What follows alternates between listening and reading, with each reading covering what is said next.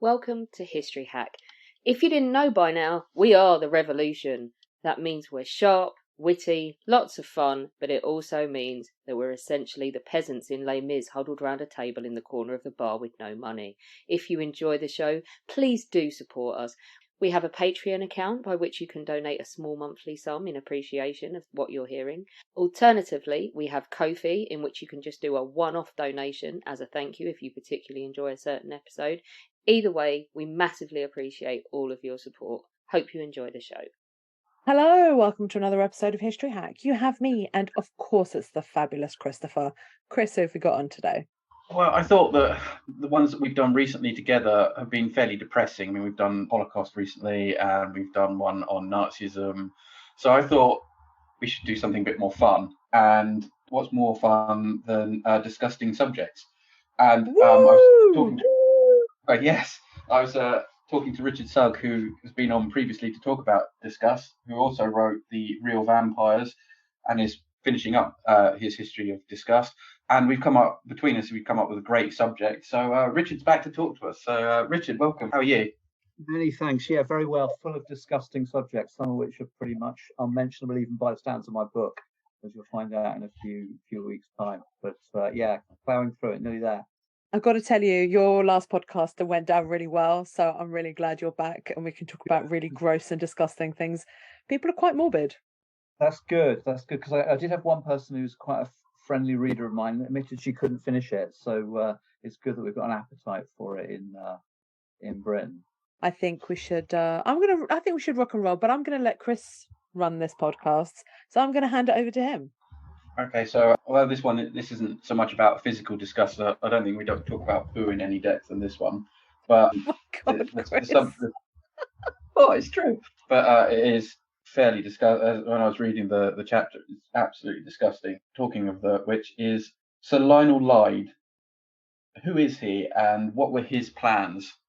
Yeah, so this is the start of a whole strange adventure in basically the destruction of English heritage by the people who now are thought to be English heritage when you look at your kind of period drama. I used to live in St Albans, grew up there, and when I was 14, I got my first real bike from my lovely grandmother, because I couldn't have afforded such a wonderful thing, gears, silver paint, what have you, comfy saddle. So I used to ride a lot around St Albans, around the lanes from the house. And about, 8, 9, maybe 10 miles away, if you got time in the summer, you just keep going and keep going. And sort of by accident, it was always very hard to find this place. You'd wind up in Ayot, St Lawrence. So an Ayot, as you probably know, is about as small as you can get. I don't know if it's even quite a hamlet, but it's certainly not as big as a village. So you'd wind up quite high up as far as Hertfordshire ever gets, in this little Ayot with a pub, the Brocket Arms, Shaw's Corner, the old home of George Bernard Shaw, who chose the right place there to hide away from everything, because it really is very remote. And curiously, opposite the pub, the Brocket Arms, you've got this ruined church. So it's really just a shell of a church. It's sort of picturesque, I suppose, in a slightly gothic, bats in the ivy, owls in the moonlight kind of way. But you're thinking, okay, so why have they got a ruined church? And is there a church? So if you rummage about in the woods and go across this foul, muddy track, you get to what, for an English village or hamlet, just looks horribly out of place. It's this sterile white, neoclassical monstrosity of a church, which looks like it was built to be Sir Lionel Lyde's private chapel. And this was quite probably the case.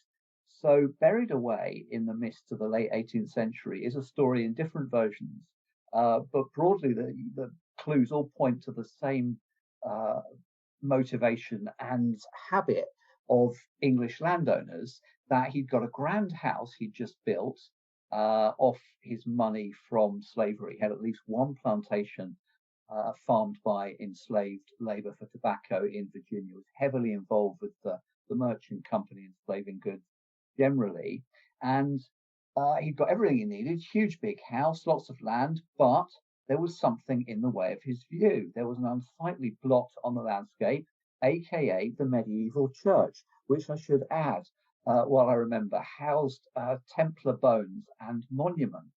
So this is a pretty venerable piece of English heritage, which Lyde simply began knocking down to get it out of his way. So one of the things that struck me with this in terms of the history of disgust, it was the mid-18th century that invented most versions of disgust that we know now, particularly snobbery, hygienic disgust around cleanliness and baths and privacy. And yeah, this guy is a long way away from anybody that he could probably hear or smell or see, but he manages to be disgusted by the sight of the church. I mean, possibly by the bells ringing. Perhaps he doesn't like those. I don't know. So there's different versions of this because it's so far back and you tend to not get records. One of the cruel ironies is that when you knock down the church, you've destroyed the records as well, probably. Maybe you take them out beforehand, but they often end up in the property of the landowner. So either he started knocking it down and got all the way, or he was told not to knock it down by the Bishop of Lincoln, but it was too late.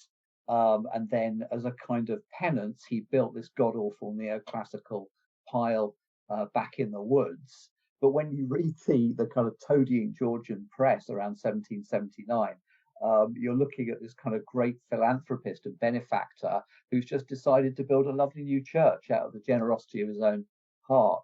And there's, a big fete to open it and feasting and drinking and band and what have you, out in the sunshine. Whereas in reality, yeah, he's destroyed a pretty impressive piece of English heritage. And this was, I first thought on and thought, this is crazy. I remember telling people this story from my teens and thinking Lyde must be just some weird kind of atypical character. What I realized presently was, he was atypical in that he worked on a very small scale and he didn't completely get away with it. But this was going on all over England, 17th to the 19th century. Wonder if I can get away with that today. That block of flats looks ugly. Let's take it down. Yeah, quite. I mean, the minor bit of addition to your house in the garden, and you're looking at weeks of planning applications and potential litigation, and yeah. We're sticking to the 17th and 18th centuries, and we tend to get a lot of families who, they gain a lot of money. The important question here is, where are they all getting it from? Yeah, a tremendous amount, and it's only in the last, I think, 10, 12 years, tremendous amount comes from slavery. And this is now being listed, and actually the precise kind of monuments, not just houses, but also artifacts in parks, are being listed by English Heritage, National Trust, and so forth. So it's finally coming clear, but it does have a feeling of coming, very, very late on, a bit like the whole Edward Colston statue debacle, which in itself, of course, only came off the George Floyd case in America, really, and the Black Lives Movement. So, yeah, tremendous amount of money is coming from slavery. Later on, there's an irony in that awful lot of money, of course, comes from the Industrial Revolution. You live out there in the lovely, clean, quiet, peaceful countryside, but you're getting your money from who knows what, god awful sweated labour factories, and also the rents of some squalid slums across Britain. And a lot of your workers in Birmingham, London, Sheffield, etc., are only there because they've been forced out of the English countryside when you knocked down their village. Well, yeah, I mean, the talking disgusting, the slums in London and Manchester and Liverpool are just the horrific. Yeah. I mean, some of them owned by the Church of England, collecting colossal rents for slums where it was so damp it would almost rain if you lit a fire in the building. So we've got quite a lot of, in inverted commas, dirty money coming in. How do the aristocracy and the gentry launder it and make it more acceptable? Well, this is what's fascinating about the 18th century, is that they invent disgust in its modern sense. And they also, as any kind of watcher of period drama can attest, they invent polite society. Of course, all your kind of Jane Austen, which is written in the Regency period, but it's often looking back to the 18th century, is full of this very, very polite society. And the nice way to remember this, I found, is that polite and polish are, of course, the same root. And the 18th century loves polish, which of course nicely slides across all your woodwork, your carriage panels, your lovely high ceilinged rooms. So all that extra light you get in these Georgian buildings with their Georgian windows accentuates the polish of your furniture, your galleries, perhaps your books, but also I think people's clothing, silk particularly, teeth, more care going into teeth. Probably don't want to go into the horrors of live tooth transplantation if you'd ruined your own with chocolate, but yeah, a higher level of polish across the body as well as across all your property. So the basic answer to that question is land, but really within the land that you were stealing a lot of the time from your local villagers, you've got all this very, very powerful drive towards polish and towards a whole kind of rhetoric of cleanliness. You know, that the 18th century, one of the crucial things about this whole area is how arrogant the 18th century was, that if they didn't like something, they just knock it down. And there was no sense of English heritage and medieval buildings being lovely things to cherish. They were crooked, they were warped, they were porous. And suddenly you've got all these clean lines, all these new neoclassical symmetries.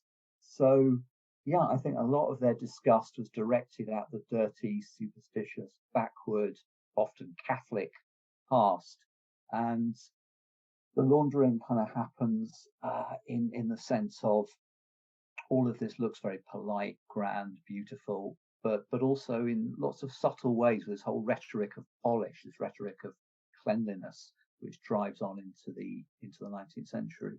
Let's talk about some of the other landowners, because I mean, this issue with this church has got me quite riled up. I'm a little bit worried that you're going to start telling us other stories of things that might make me a little bit more angry, which is why I'm a little bit skeptical about asking you the question. But tell us a little bit more about some of the other landowners who are much worse.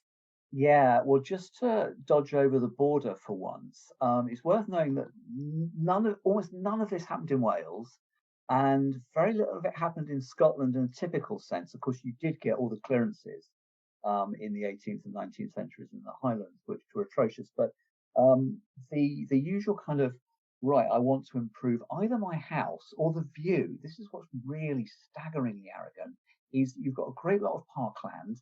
You can't possibly hear anybody or smell them, but something's in the way of your view. So over the border for a change in Scotland, 1761, which was a vintage year for vandalising British heritage, we've got the village of Tyningham in East Lothian, and this had sat on the same site for at least 600 years. Its church of St Baldred, who died in 757, was one of three possible locations for the saint's bones, so even more reverend than this church in St Lawrence with the Crusader things in it. And along comes Thomas Hamilton, 7th Earl of Haddington, and he's landscaping the grounds of his house in 1761.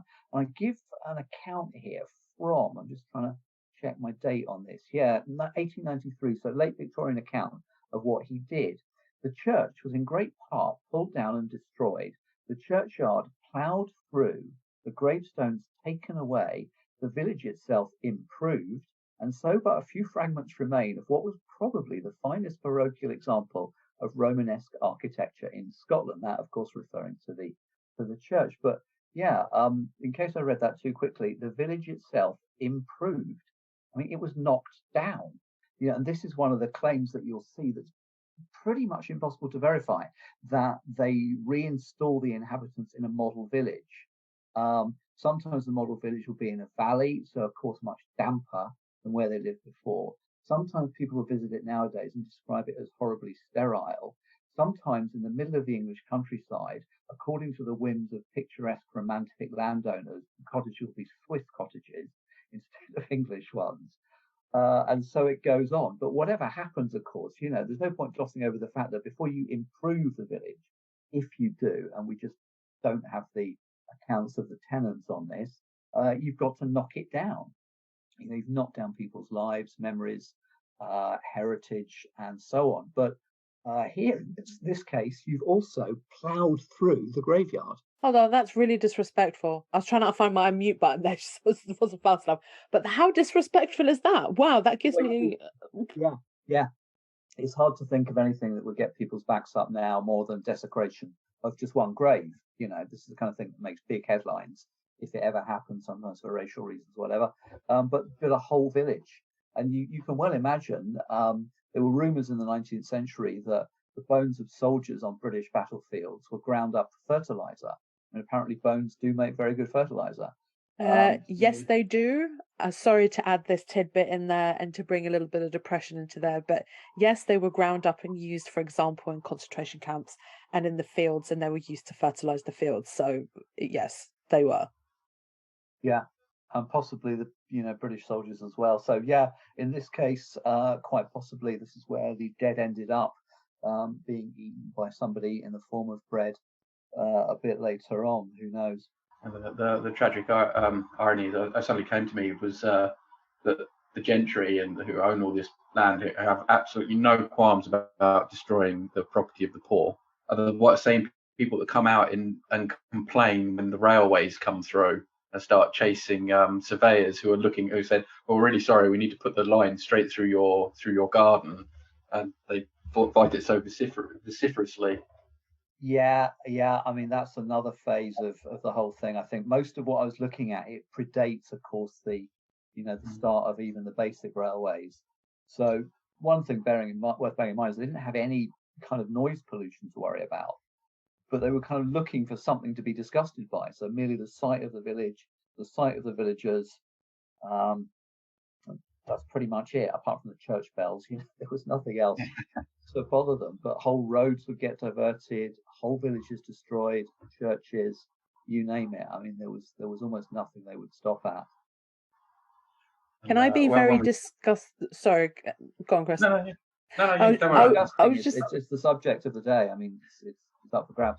I was just going to say that can I be disgusted by, because this just brought up a memory that Chris just triggered. Can I be disgusted and love the Elizabeth line at the same time, considering they destroyed two of my favourite music venues and a club that I used to frequent at when I was younger? Am I allowed to do that? I think so, especially given how long it took them, didn't it? I remember many years after they were supposed to have finished it. It was ridiculous, and it breaks my heart because those are two absolutely fantastic music venues. So Elizabeth Line, I'm disgusted with you, but love you because you're fantastic at the same time. Beautiful. I love it. It's my favourite line. God, I'm such a nerd. But when we moving on quickly from my secret railway nerding, when we think well, my ex-wife, whenever she talks about Jane Austen, she automatically brings up Colin Firth coming out of the ornamental lake in a very wet shirt. Alina's agreeing, but Castle Howard Lake, there's something, I feel like a Scooby-Doo episode, but there's something ominous at the bottom of Castle Howard Lake, isn't there? So I just need to run by you because I should know this. But before we get into this disgusting story, Colin Firth coming out of the lake in his shirt, which does seem to have a powerful effect on the gentle ones, from what I can gather. This is Castle Howard, is it, where they filmed it? I no idea. I just remember the nice ornament. Yeah, it was sort of like more like the ornamental lake is such a one of those things that you link to Georgian houses and stuff. And for me, it was a segue. It's not the Loch Ness monster, but it's arguably worse. So Castle Howard is not the only case of this, but I think it's the really archetypal case. So it kicks off just before the dawn of the 18th century, starts off in 1699. Of course, it's an absolutely monumental building project. Takes decades. I mean, it runs on to 1811 in total. And in the process of this, they need to clear a bit of space, or they think that they do. And so the entire village of Henderskelf is simply destroyed. They're not rehoused. They're not given a model village. We do not know where they went. One reason we don't know where they went is because the only records existing are in the possession of Castle Howard, but they only date from 1758. And this happened mainly in the early 18th century. So, in a wonderful kind of symbol of connivance between church and state, the two big pillars of the establishment, the project of the Earl of Carlisle, third Earl of Carlisle, involves destroying the village and the medieval church, but it also involves a bit of liaison with the Archbishop of York, who happens to own, or rather the bishopric owns, a few acres in the position which is going to be the lake. So yeah, the archbishop trades his useless acres for something convenient in, I think it might be Sheffield, which you can actually get money from, and there you go, job done. And this of course is probably vies with Highclere Castle in Hampshire for the most iconic stately home in England. I mean, the only other one would be Blenheim, but the fact is that Blenheim doesn't get shown on television, of course, to the same degree. You've got two versions of Brideshead Revisited filmed at Castle Howard, and then you've got Bridgerton, as I understand it. I haven't seen this wonderful arse-licking Tory soap opera yet, but this kind of great iconic monument of Englishness, which of course conjures in Oxford as well, with Anthony Andrews and Jeremy Irons, and they were both, of course, very young actors at that time. It's founded on this act of absolutely colossal and incredibly arrogant destruction, that you don't want this, and you not only destroy it, but you just bury the evidence. And I have to say, I've not managed to nail it down. I'm not convinced I'm going to, but I've been wondering through this whole kind of crazy journey, is there anything underneath Blenheim Palace? Because it would be very hard to find it now if there was. I've been hunting, but I don't think any archaeologists are going to go, smashing up the floors of this place, which the pompous current owner always talks about as a great piece of educational English heritage. But I wouldn't be entirely surprised if, a few villagers met their death knell under the construction of that. I mean, I think it's a little bit more common than we think when it comes down to flooding certain villages. I mean, for example, in Poland, it was more of a necessity. I'd like to say that they flooded beautiful villages because they were a bunch of communistic assholes. But it is out of necessity, because so Chris is laughing because I use the word communistic assholes. But it is, for example, a need to create more, I'm looking for the right word here, life within the area. For example, fishing, creating more jobs that will be able to be worked out on these reservoirs and lakes and things like that. But it is, like I said, really horrific to think about having a whole village destroyed just for a stupid lake. Yeah, well, they've done that, of course, in Britain, and they've done it. They did it in, I think, somewhere in Dorset or the southwest for a military project, didn't they, during the war, where they sent them out. And I think they probably told them they were going to be coming back, and they didn't. I think I've been to that ruined village. It's quite eerie. That's in Salisbury, on Salisbury Plain. That's right. Yeah, the sort of classic military territory. But yeah, this is one thing, and it's bad enough. But it's when this power is concentrated into the hands of, actually, a lot of the time, just one single person. It's purely the whim of this character, who, of course, a lot of the time sits in the House of Lords, so has a certain degree of power, along with all his peers, over any acts of enclosure and so forth, which are getting vaster and more powerful from the late 18th century on. But it's not always just like one individual. We've got the Coventry family who rear up quite significantly. Yes. This goes down the generations. In fact, they kind of enshrine disgusting behaviour as a family tradition, you could say. And yeah, the Coventrys keep going, and have various different ways to discuss you when you think you've seen the worst. So it kicks off with, let me just get the exact date here. Yeah, typical kind of period, the heyday of 18th century destruction, 1750s. It's the 6th Earl of Coventry. It's always very hard to remember who these people are because they don't have an actual name. But the 6th Earl of Coventry smashes to pieces his local church at Croom in Worcestershire. And here we get a character who rears his ugly head time and again. Capability Brown is one of those names that if anybody knows it from the 18th century, along with, George III, Jane Austen, Dr. Johnson, they're going to know the name of Capability Brown.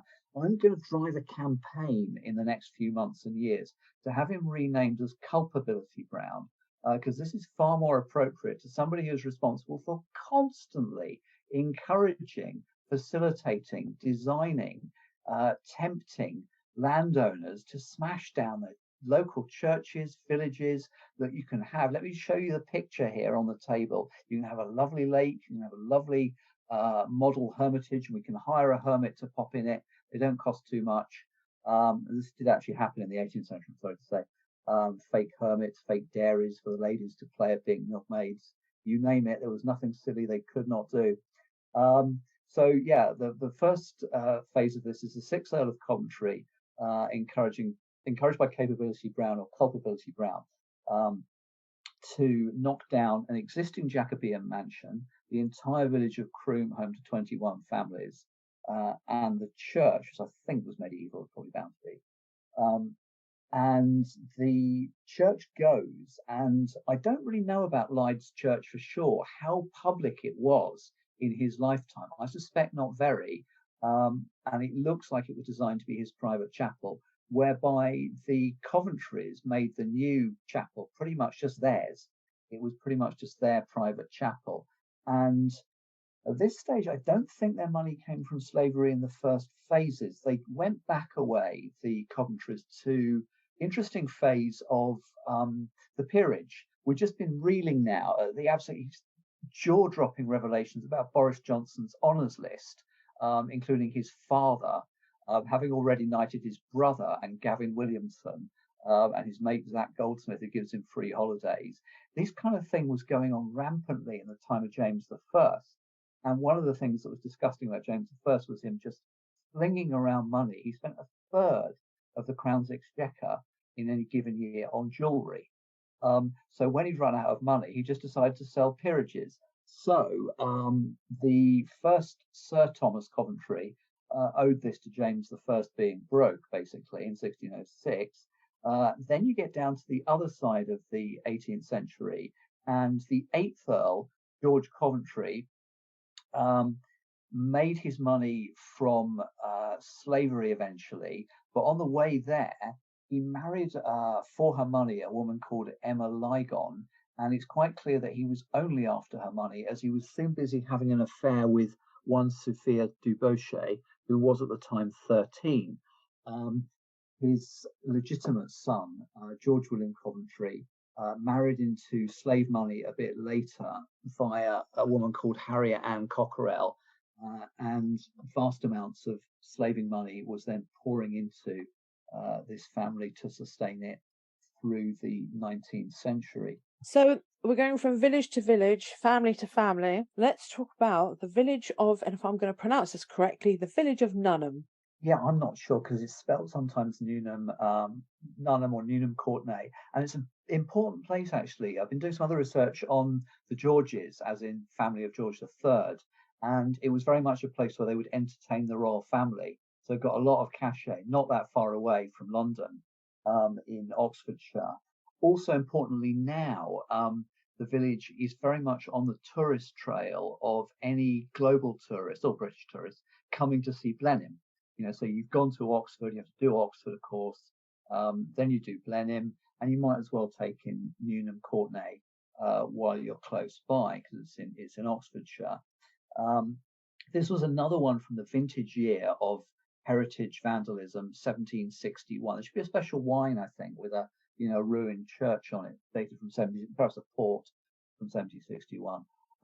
But yeah, first Earl Harcourt demolishes the entire village of Nunham and its medieval church and a 16th century manor house to facilitate grandiose schemes for yet another house, overseen by, you guessed it, Culpability Brown once again, who I haven't actually counted how many of these he's involved in, but it could run to 10, a dozen. I'm not sure. So yeah, another big one on the tourist trail.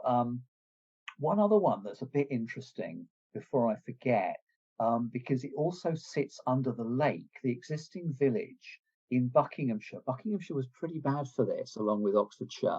And Buckinghamshire, there's a village. Well, is there a village? This is the big question.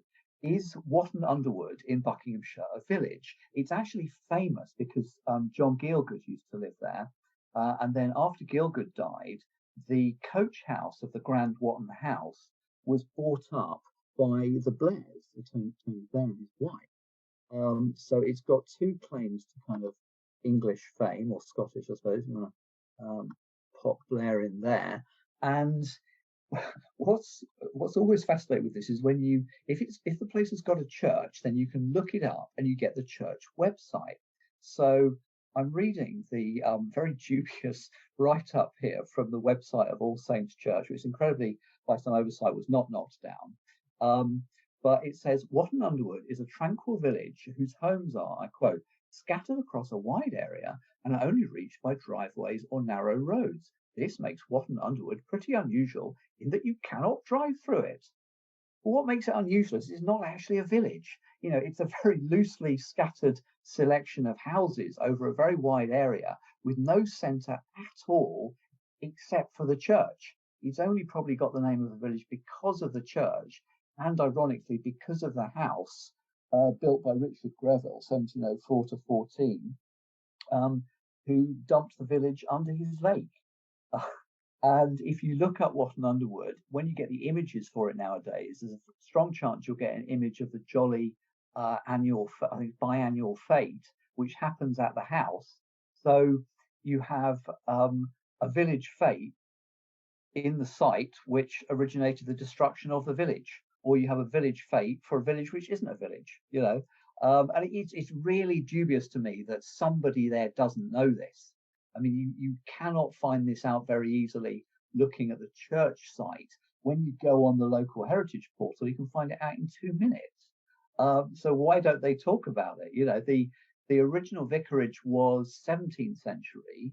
The existing vicarage is 19th century. That's exactly the sort of thing that a vicar with time on their hands is going to know about. They're going to know about the heritage of their vicarage. I mean, it almost certainly fell down because there were no parishioners, So they rebuilt it in the 19th century. So yeah, when the Blairs get given a hard time by the Daily Mail for insensitive building projects, it's a bit rich in circumstances. The next one that we're going to come to, I found when I read it, I had to take a literal double take and reread it, because the double standard of what happens to the church of, here comes my bad pronunciation, Compton Muddock, is just awful, isn't it?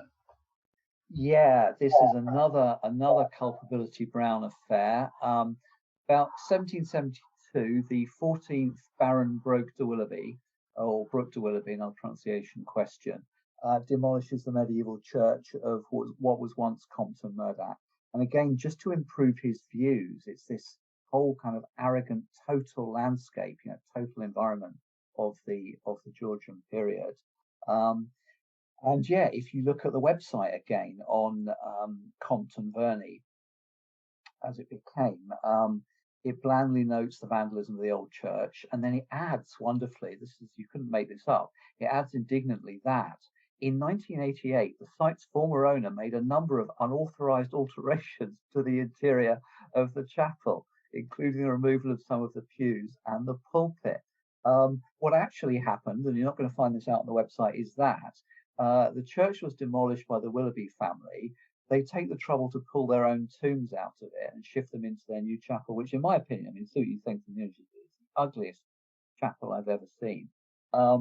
And having done this, they obliterate the adjacent graveyard. And this has only come to light fairly recently, kind of literally, because there's been some foundations dug for a sculpture in the park, which showed up 3 medieval burials.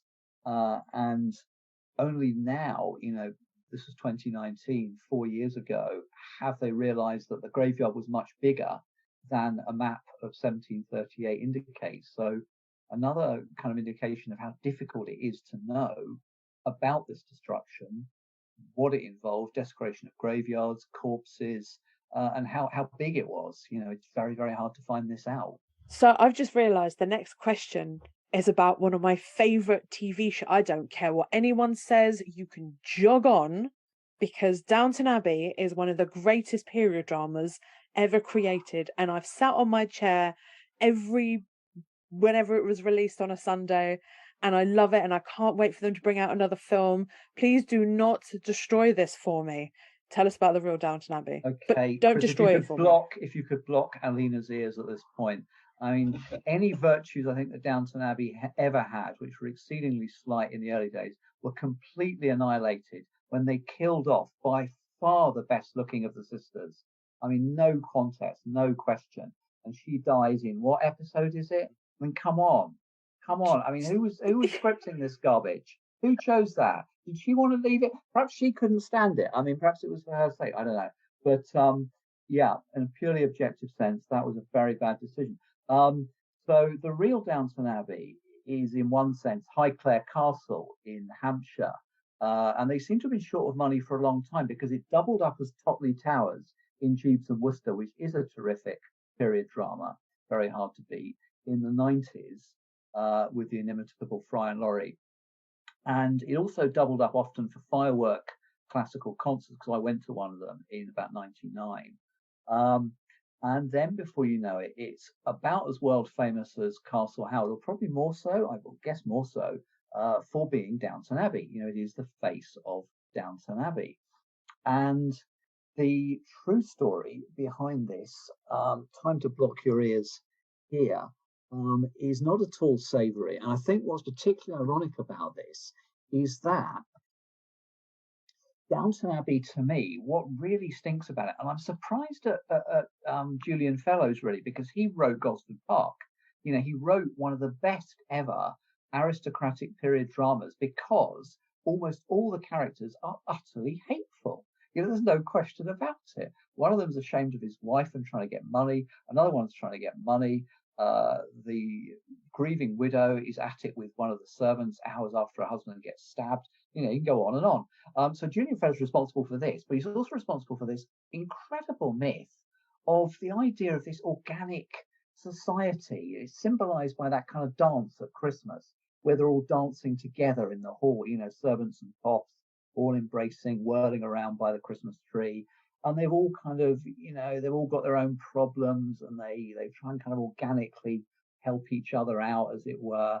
And this myth of organic society, yeah, if you were lucky, you might get a nice landowner like this, but it's purely at the whim of people who've got the power of almost life and death over you. I mean, if they send you away without a reference, you probably starve to death in the Edwardian period.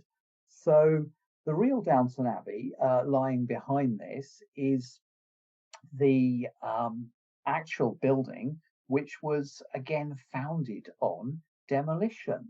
And again, you know, not on any kind of necessity, but just a picturesque fancy. It was quite an old castle originally. It was remodeled a lot. It went back to the 14th century, but none of that was really visible. It was modernized in the 18th, 19th centuries. And in the process of this, just after 1770, the then owner, Henry Herbert, quite an interesting character, had the entire village of Highclere demolished and moved. Once again, Culpability Brown is on the scene here with his tempting glossy plans amidst the tea and scones. And Herbert gets made Baron Porchester and then Earl of Carnarvon. Again, is in a position to, you know, assist other landowners with enclosing land and getting rid of unsightly villages. So yeah, the whole myth of this organic community is founded on a house which was founded on destroying the community. I mean, it couldn't get much neater. So I owe you a few drinks for wrecking the lovely drama there. That's why I went for Game of Thrones. Jeeves and Wooster is great. You can't argue with that. That's why I went for Game of Thrones, because it wrecks itself. Oh my God, that's a whole other... Chris, why did you bring that up? That gives me such a headache. Daenerys is Queen of Westeros, that's full stop. Anyway, I think this is a debate we'll have afterwards. But this is quite a large scale problem. Well, say problem. It's something that's happening across the country. Why is it not more? Why is it at best sort of glazed over, but generally quite unknown as a happening? Yeah, it's a tricky question to answer. I think obviously you're dealing with the people who could write history in so many ways, who could write laws. You're dealing with a time when the villagers had very, very little voice. Perhaps they couldn't write themselves. They might not have been able to read. And for whatever reason, I think it's the question itself is more important than the answer. The question to me is, why is England in particular, and this isn't really a Welsh problem or a Scottish problem, why is it obsessed with toffs? The past is this sanitized version of period drama, and even that isn't accurate. I mean, if you go to Knowle House in the south of England, one of the lovely bits about this, it gets itself into my chapter on toilets in the 18th century, because the lady of the house is asking her husband to improve the toilet. She's got a double-seater toilet where her and somebody else is sat side by side of a morning. This is quite common for a long time in Britain. And she's asking him to change it. You're thinking, okay, she wants the toilet made more private. She wants a single-seater toilet. No, she doesn't. She wants a treble-seater toilet so she can sit with two friends having a lovely chat. And this is a form of conferring your grace and your favour on your friends. They're allowed to come into the toilet with you. So that sort of stuff hasn't made it onto period drama. I very much hope it will next year, and they can slot that into Downton Abbey and not flush that out of history. But to me, the absolutely iconic problem here is Jane Austen, really. That if there are old ladies in Bath who know more about Jane Austen than professors across America and Britain and Europe. This is a subject of obsession for the English. You can't keep track of how many films there have been made of Austen's work, and yet in the midst of all this, almost nobody wants to talk about the central scandal of Austen's novels, and this is Mansfield Park. I think the only serious attempt to address this was done by Harold Pinter before he died in about 2000. Quite a good film version of it. And the great scandal of this is that in Mansfield Park, the driving crisis of the novel is the awful ethical dilemma and scandal of putting on a play. I mean, that is it, boiled down to its bones. The poor Fanny, the sort of poor relation, but the one with the ethics, is terribly scandalized that they're putting on a play whilst the landowner is away. And nobody seems bothered about the fact that the landowner is away at his slave plantation in the West Indies, that this is where his money comes from, that this is where all their idleness and polish and fine picnics and teas come from, is slavery. So it's right there. And if you wanted the absolute icon of everything that is distorting about British views of the 18th century, that's it. But it's almost never talked about. So, yeah, I think the bigger question to me is why are people so addicted to this really distorted, if not false version of the 18th century? It never seems to go away. I think we all have this cloak over our heads because if it's not our time period, we can pretty much accept anything. But if it is our time period, something that we do study, I mean, we've brought this up on this podcast so many times, that we can sit there and yell at the TV screen, so, well, that was wrong. That didn't happen. That's impossible. Why didn't this happen? Well, that clearly doesn't work. So, yes. Yeah, I think what fascinates me is how, you're right, but how obsessed now we are with authenticity. I was watching, what is it called? The Lost Kingdom. It's quite well done, I think, about Alfred and the Vikings coming in and etc. In the 9th century, and it looks to you a glimpse or something. It flashes across your eyes for about 12 seconds. You see, oh look, that's a furry pig. That's a curly-coated pig. Did they get a deliberately authentic curly-coated pig, which hardly really gets a starring role? So they went to all that trouble, but they're quite capable of then saying, okay, folks, problems at the moment, sorry, not problems. We've got a few issues with the Vikings, a lot of raping, looting, pillaging going on. And this gets in every period drama you can name. There will be wonderful bits of authentic costume design, cars, carriages, but still they've got issues with something, 100 years ago, 1100 years ago.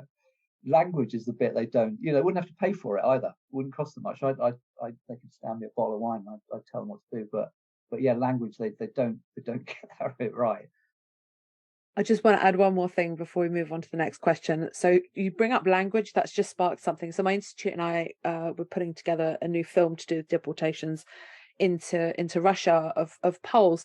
and we're concentrating on an area of Poland, Vilnius, which was Vilna back in those days, and they Yeah. have very distinct accent, and it's kind of Yeah. very odd. Mhm. And my guys went out and found people to read the testimonies with a Vilnius accent. Oh, well done. Yeah, yeah, I mean, just to make it that little bit more authentic. And yeah, it's incredible. It really makes a massive difference being able to see yeah, that authenticity. yeah. I mean, if you're Polish, my mother, used to watch with us All Creatures Great and Small, and she was always lamenting these fake Yorkshire accents because she came from Yorkshire. She left it quite young, but she still was moving amongst people with real Yorkshire accents, and they're not the real thing. So at the moment, I don't want to use the word woke, but there's a lot of reevaluating history and backgrounds and things. The National Trust have been quite quick to discuss where some of the stately homes owners have got their money from, but our English Heritage and National Trust look now more open about what was basically has been vandalized for the construction of these houses, or are they still keeping it quite hushed? No, the documents are now out there, and what's good is that they're online. You can get 100 pages, 200 pages, PDFs, and in areas where you get surprisingly little about Lyde, as I say, it was just purely a local accident that I knew about this guy. In areas like that, you can find very little on Lyde, but the most that turns up on him now tends to be on these new National Trust English Heritage sites. They're done in collaboration with academics, and particularly people from Bristol, which kind of makes sense in terms of Bristol's historic slavery powers. So yeah, they're doing a good job, I think, in lots of ways. One of the things, again, coming back to what we were just saying, really, that is a bit of a concern, and it's a little bit surprising that you're getting this from academics, is the language is not always what you'd expect. So if we go back to Croom, for example, where they lose the whole village and the medieval church at the hands of Brown and his employer, it tells you on the National Trust site that Brown, I quote, swept away the local village. I don't. Does that to you sound like it's destructive, or does it sound like it's sort of cleaning something up? To me, it's a little bit ambiguous, at least, that it sounds a bit like you're cleaning the place up or cleansing it. And when you get to the church, it tells us that Brown removed Croom's medieval church. Removed. I mean, what is it? Is it a litter bin or even a shed? I mean, you don't remove it, you smash it down. There's no other way to do it. It's burly men with sledgehammers, I would have thought, in the 18th century. That's how else you can do it. But clearly they did.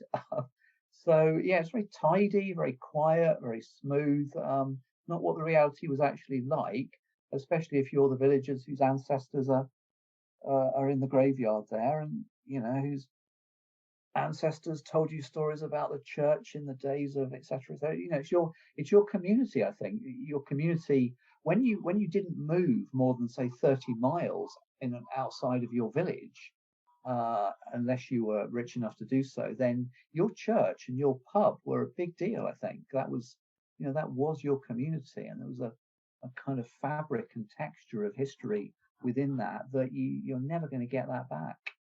Yeah, I mean, I grew up in a small village in Kent, and it very much the pub and the church, even in the 1990s, they're the centre of the village, the centre of the community. Yeah. I mean, sometimes you'll still, these days you'll find a pub that is also a little shop as well when there's nothing else. Yeah. But yeah, it's been nice to revisit the 18th century. I was dusted off my Blackadder the other day and made sure I watched my episode about turnips, which has a special frisson now that we've learned. I don't know how it took us so long. I mean, we must have had turnips here since the Vikings were busy, desecrating them.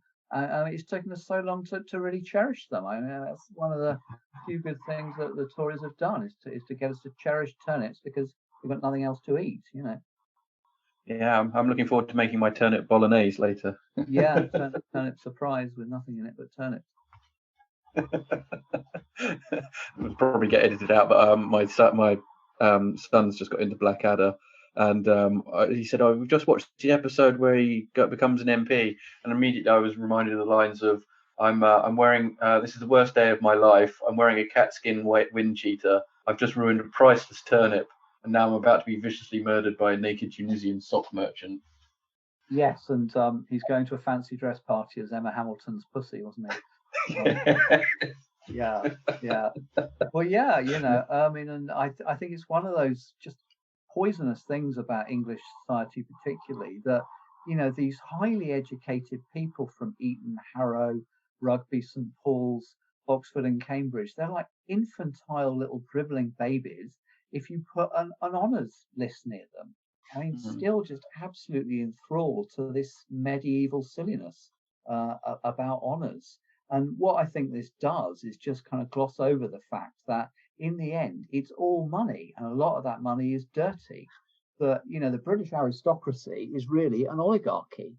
Everybody's happy to slag off Russian oligarchs while sitting there in the midst of one of the worst oligarchies in history. If, running a society through public schools is not an oligarchy, I don't know what is. But one of our members of the House of Lords is now the son of an ex-KGB agent, guy who turned up only once in the last year to put his robes on, and of course appointed by Boris Johnson. But it's the ways to launder your dirty money. It just keeps on going, and it never stops. If they can clean up Stanley Johnson, good luck to them. I don't know. Yeah, Richard, thanks very much for coming and talking to us about this. This was something I'd never really thought of, and you're right. This is a cultural vandalism is absolutely disgusting, and also the views that the rich have. So it's disgusting on many different layers. But can you mind when is your book on history of disgust coming out? I hope end of March, early April, and it's actually going to be the first of a few. It's got such a big subject. I'm going to do one on ecology and one on politics, and the one on politics I really hope to get out around about April next year. I think it's going to be nicely timed. And it's the gift that keeps on giving. Disgusting politics is just every night, Absolutely. So you definitely have to come back and talk to us about that one. We can. That would be great. So, many thanks. Great hour. Thanks. Our incredible guests give us 45 minutes of their time to join us and talk about their work or their new book. This is just a small taster. As a result, we have launched our very own bookshop on bookshop.org, where you can find our guests' latest books. You can support them, and you can support us on History Hack. 10% of every sale via our bookshop supports the podcast and allows us to keep going and bring you more top-of-the-line guests. You can find our bookshop at bookshop.org/shop/History Hack, or search for us in the shop section. Thank you so much for your continued support. We really appreciate our listeners and supporters. So make sure you get down to the bookshop and grab yourselves a new book.